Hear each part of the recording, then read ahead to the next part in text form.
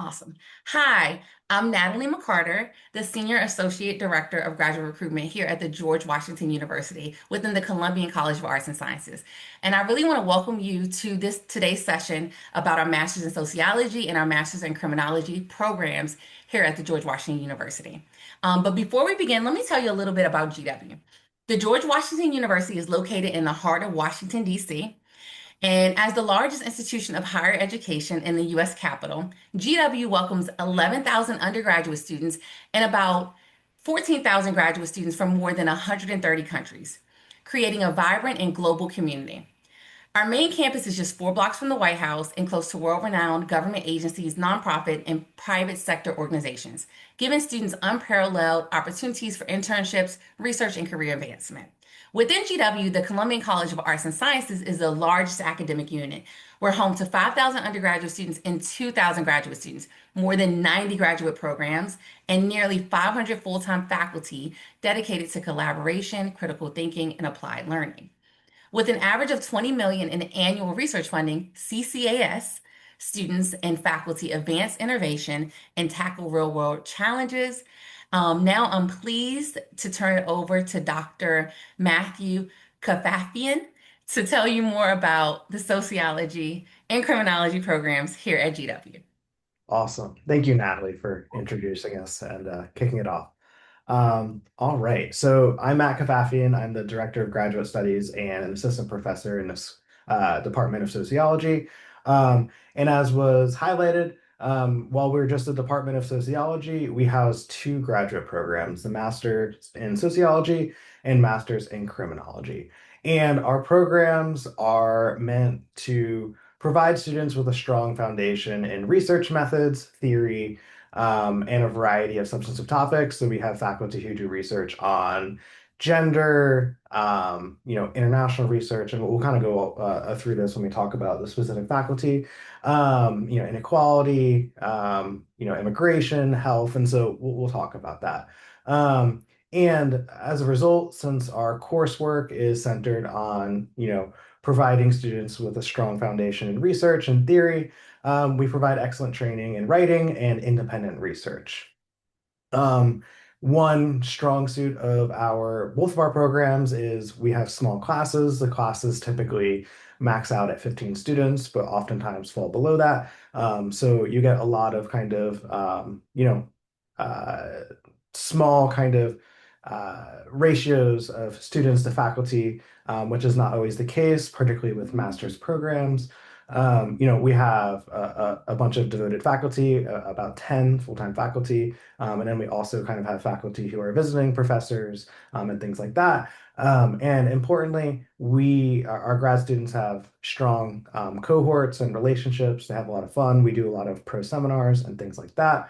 And as we'll kind of talk through towards the end of the presentation, our programs, both the Masters in Sociology and Masters in Criminology, have excellent placements after the degree. And so I've already alluded to this a bit. Our faculty have a wide range of research areas, which is also not always the case for a lot of graduate programs, either in sociology or criminology. And so because our department has wide research areas, there's a lot of opportunities for support for theses and comprehensive exams to cover a wide range of topics. Broadly speaking, our department focuses on inequality, criminology, race, gender, immigration, health. I do research on human trafficking and victimization more broadly. Some faculty do research on policing, others do research on prisons and punishment.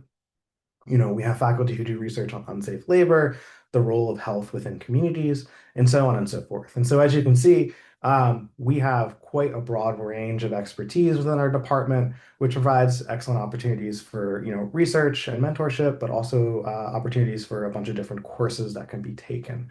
Um, you know, and importantly, our faculty come at their research and teaching from, not only an academic, rigorous perspective, but we also highlight issues of race, issues of equity, social justice, and so on and so forth.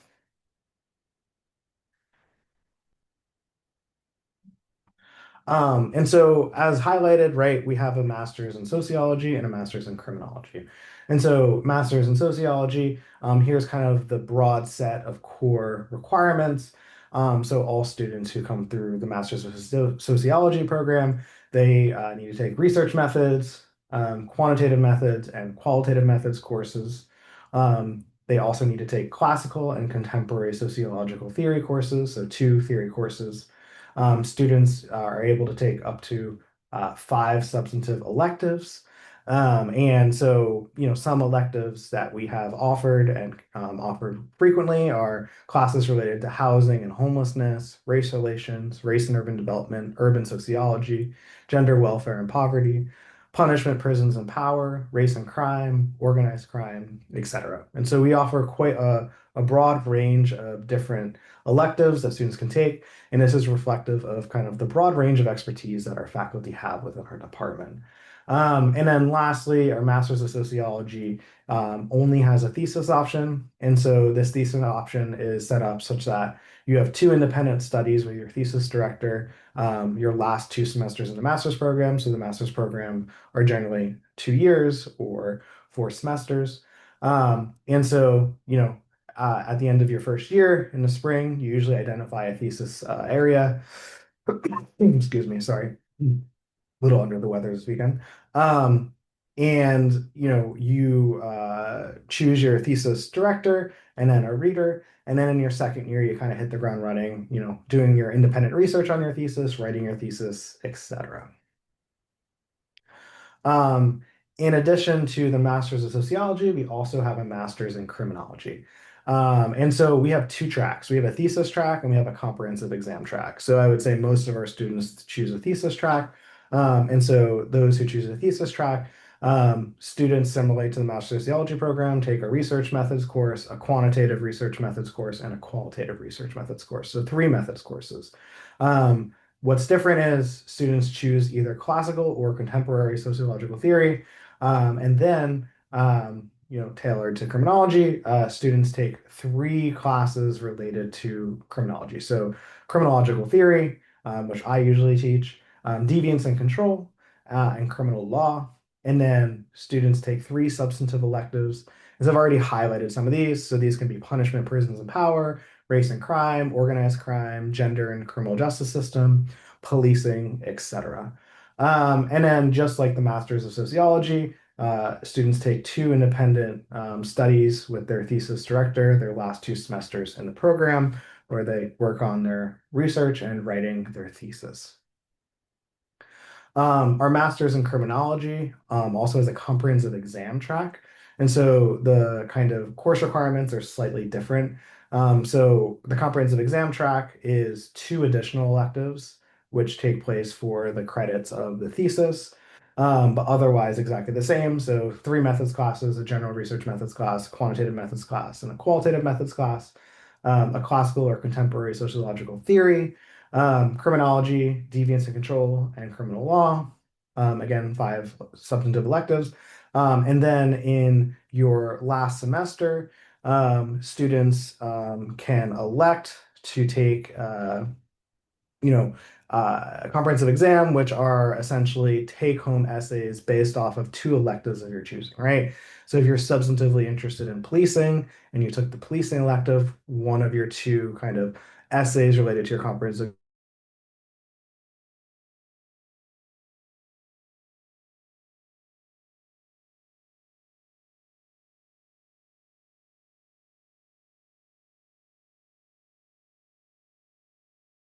intensive essays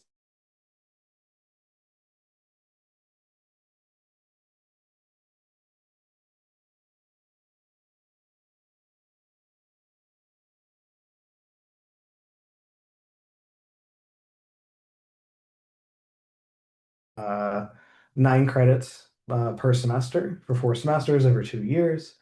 Some students are part-time, so this is 3 credits, which would be 1 class, or 6 credits, which is 2 classes.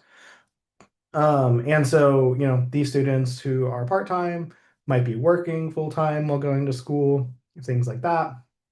Um, and importantly, all sociology department classes for graduate programs, so Masters in Sociology and Masters in Criminology, are generally at 5 o'clock or after. Some of them might be around 4 o'clock. But for the most part, they're all kind of, after 5 p.m. after normal 9 to 5 working hours for students who are working while also studying in one of the two graduate programs.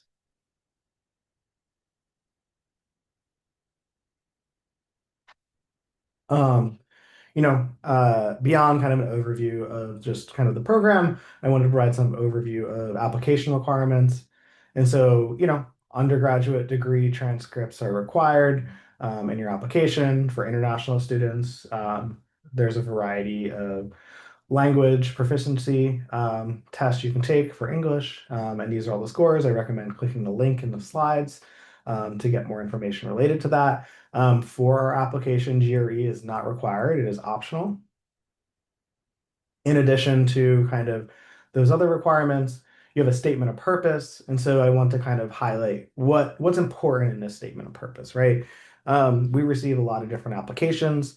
And so we want the statement of purpose to kind of reflect, why one of our two graduate programs are a good fit for you and kind of why, the program sets you up for both your academic or kind of career goals.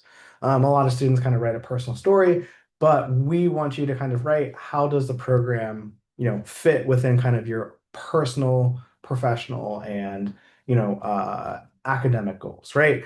Are there a particular faculty member you want to study with that you want to be your thesis advisor for your thesis, right? Does the program set you up to apply for PhD programs in the future? Our program is set up to, train students in writing and research, right? Does our program set you up for, a career in, research or think tanks, things like that? And so just make sure you're being clear to tie your career goals and personal interests and academic interests, but also how does our particular program kind of set you up for those goals, right? Are there particular faculty, classes, etc.? Um, Also optional is a diversity statement. Required is a resume or CV. We require at least 2 letters of recommendation. 3 is preferred. Getting letters of recommendation from academics or professors weigh a little bit more than employers. We want people to be able to speak to your kind of academic abilities, right? Your writing, critical thinking, interest in kind of the substance or disciplines of study of sociology or criminology. With that being said, some folks, after graduating undergrad, work for a few years, right? And so, employer letter recommendations are okay, right? However, we prefer, you have at least kind of 1 letter recommendation that's from a professor that can kind of speak to your academic ability. Um, Another application requirement is writing sample. And so the writing sample should be a minimum of 5 pages, but not exceed 30 pages. And it's important that this writing sample demonstrates your ability to write, in an academic manner, right? And also the substance of your writing sample should kind of be tied to kind of, your academic interest, right? So if you're applying to sociology program, the writing sample should be kind of situated in or related to sociology. And criminology, if you're applying to the master's in criminology program, your writing sample should be related to criminology, right? A strong, or a good writing sample that can be chosen is if you have kind of, an undergrad thesis or, some sort of kind of assignment from your undergrad program that can speak to your kind of writing abilities, within the discipline of the graduate program you're applying to. Um, you know, Make sure you kind of go through and proofread your personal statement, your writing sample, etc., right? Details and quality matter. And so just make sure you're kind of thorough in proofreading. The admission deadline for fall 2026 is April 1st. Applicants applying for assistantships or fellowships, the deadline is February 1st. And so we often get questions related to, my GPA was kind of like low threes in undergrad, right? Does this kind of put a strong weight? And so I like to say we take a holistic review of the application, right? Not everybody performed, and got a 4.0 GPA in undergrad, right? We completely understand that, right? And so if you're GPA is a little bit lower, right? Make sure you have a strong writing sample. Make sure you have a strong personal statement. Make sure you have strong letters of recommendation where people can speak to kind of specifics of kind of like your academic rigor and excellence, right? And so, we don't weigh one, dimension of the application stronger than the other. We take kind of all of it into consideration, right? But if you do have one kind of dimension that's weaker, you want to make up for it in other kind of aspects of the application.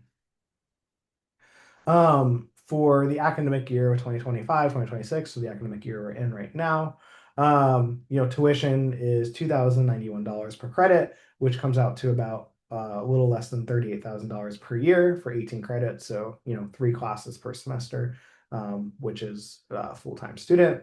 There's also fees that kind of vary. Um, and estimates for the 2-year program, including tuition, fees, living expenses, books, insurance, is about $120,000 or more. We offer partial funding, so neither of our master's programs provide any full funding. And so we have a dean's scholarship, which is around $20,000, which is divided evenly over 4 semesters.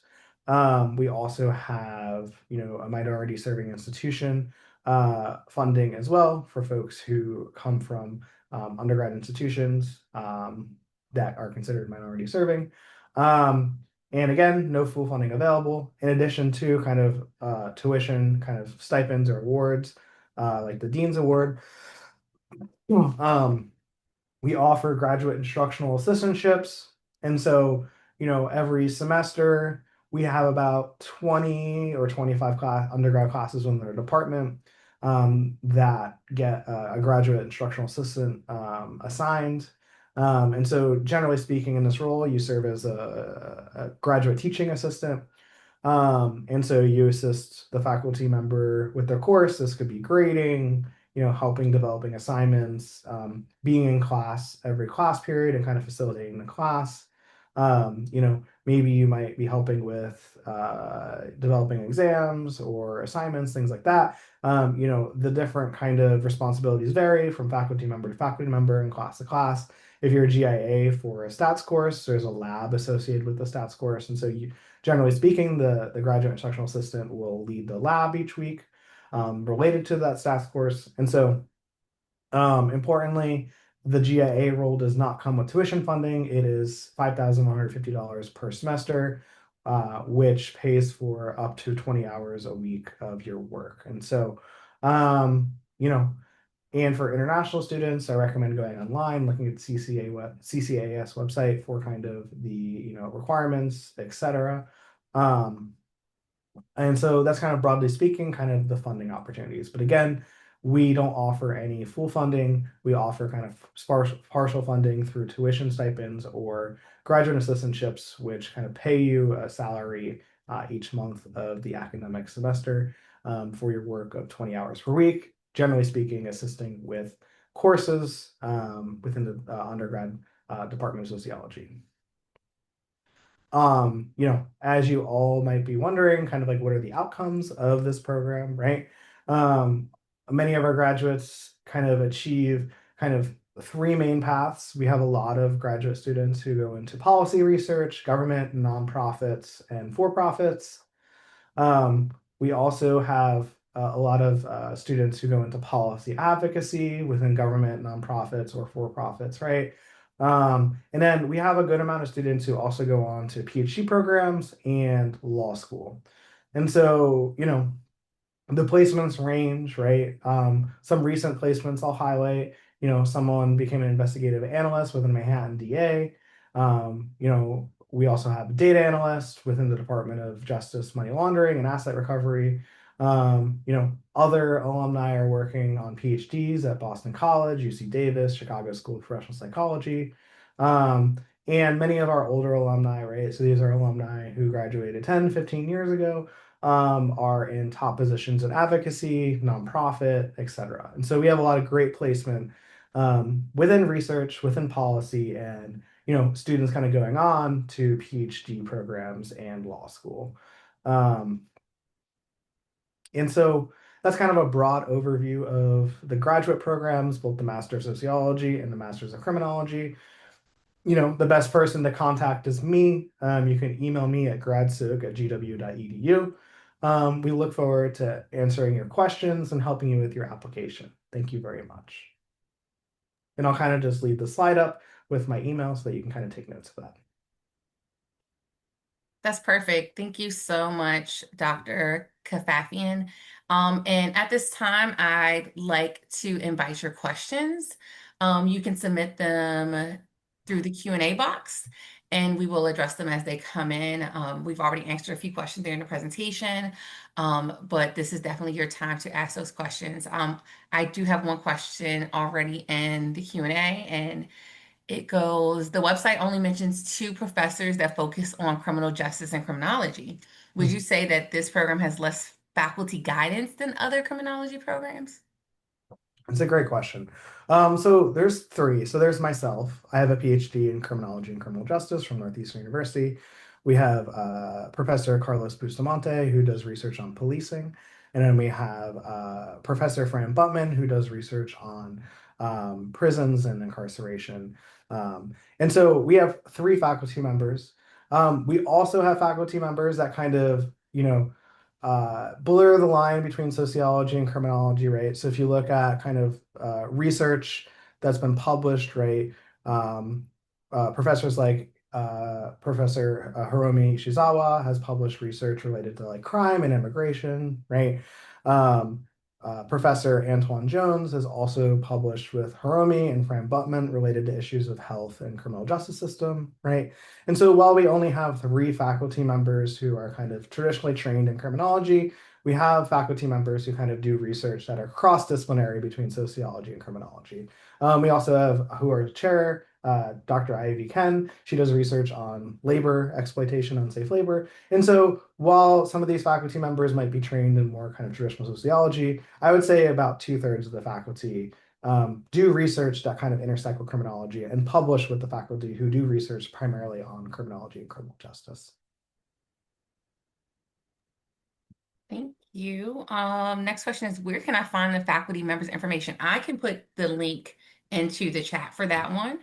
The next one is, what are the funding opportunities available for international students and how much tuition would an international student need to pay each year? And I know we went over the tuition slide. I can also put in the chat our funding page, which goes over our deans. I'll just call it the Dean's Award or Dean's Scholarship or Dean's Fellowship, which if you apply by the February 1st deadline for the program, any applications that come in by February 1st, we will review them. For any of our merit scholarships or fellowships. The deadline for the program is April 1, but if you want to be considered for funding, please apply before February 1 for next fall. There is no full funding for the program at this time, but I do want to leave it to you to elaborate on that, Professor. Yeah, no, I would say just check out the CCAS website for the different awards that exist, as you suggested, the Dean's Award, right? Which is about $20,000 split across 4 semesters. And so the different kind of funding opportunities and fellowships vary from academic year to academic year. And so kind of the most up-to-date awards that will be kind of considered for this application cycle can be found on the CCAS website. Awesome. And also, this complete presentation, if you started attending late, this will be available on the open house website as early as October 31st. So you will be able to see this whole presentation if you missed any of it. Again, I will put the tuition fee link in the chat, as well as the link to our funding page and the link to find our faculty members. There is still another question about funding, and I think this is a good one. But how do you establish between who gets the scholarships or the fellowships and who gets assistantships? Can you get both of them? And what does that application process look like? Yeah, for sure. So, as was highlighted, the February 1st deadline for kind of getting any sort of the scholarships or fellowships, right? You can get both a GIA assistantship and get one of the tuition stipends or fellowships or awards. So you can get both. And so we have students who will get the Dean's Award and also get GIA positions. For the competitive applicants, we'll kind of offer, GAA awards for the first academic year or for the 2 academic years in which you're a master's student, so we can kind of guarantee that for competitive students. Generally speaking, about 20 to 25 courses each semester get GAA positions because our department has quite large classes that serve as electives outside of the Department of Sociology. And so even if you're not guaranteed a GAA position as part of your acceptance package, um, I would argue most, if not all, students who are interested within the Department of Sociology, Masters of Sociology, or Masters of Criminology program, if they're interested, they get a GIA position. And so you can get both the Dean's Award or one of those other kind of awards, and you can also get a GIA position as well. Thank you. I have a question about the fee waiver. The fee waiver is automatic as long as you use the same email address that you used to register for today's session when you submit your application. It will be automatic. Now, it may take up until one business day for it to show up on our system, so it may not work until tomorrow. The next question is, our personal statements are meant to be around 250 to 500 words. What is advised to be included and what's your advice on that focus area? Yeah. The statement of purpose, I think, compared to like applying to an undergraduate program, at least it's been a while since I've applied to an undergraduate program, but the statement of purpose for grad programs are meant to not necessarily be a story about you, but kind of how the program fits your career academic goals, right? And so what does that mean, right? What faculty members can serve as mentors for your kind of career and academic goals, right? Is there a particular kind of career goal you have working within a particular industry? Do we have a faculty member who does research within that area, right? It does someone within the department, are they a perfect kind of fit or a fit for kind of serving as your thesis chair, right? Again, our program is meant to prepare students for a career in research, right? And so are you interested in applying to PhD programs after your master's program, right? Or are you interested in a career of research working for places like NORC or Urban, right? And so make sure you're making it clear kind of how the program kind of fits within your academic and career goals and kind of what courses or faculty members kind of are strong kind of reasons for facilitating that. Thank you. The next question is, as someone who received an undergraduate degree in sociology, is there an exception to have already had research experience prior to joining the program? I think Um, I'm sorry, expectation to have.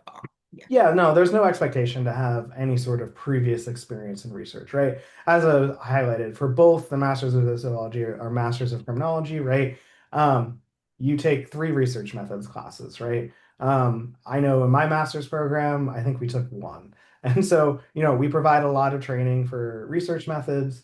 There's no expectations that you have any kind of previous experience with research, right? The idea is this program is meant to prepare you for a career or a career in research. Thank you. So I have a question from a prospective student. What kind of background or perspective adds value to class discussions in the program? So this is more about diversity of conversation um, and what that looks like and that value in the classroom. Yeah, I think one of our strengths is we have a lot of kind of variation and kind of student backgrounds within our program, right? So we have students who come from undergrads in sociology or criminology, but we also have students who come from undergrads in biology or things related to that, right? We also have students who come from other backgrounds. We have